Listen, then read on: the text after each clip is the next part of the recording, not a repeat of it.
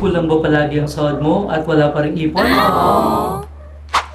Ayan, tamang-tama at nakita mo itong video ito kasi pwede kitang turuan sa ginagawa naming copy and paste system na magbibigay sa iyo ng extra income o dagdag na pagkakitaan at pagkakataon upang ikaw ay magkaroon ng ipon.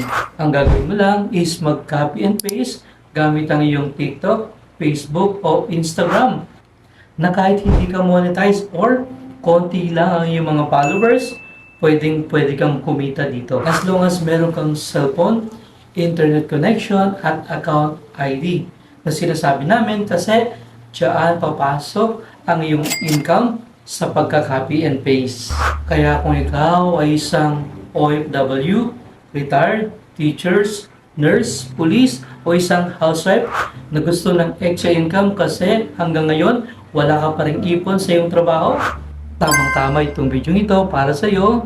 Kaya mag-comment ka lang ng how sa baba nitong video or i-message mo ko directly sa aking Facebook messengers for more details.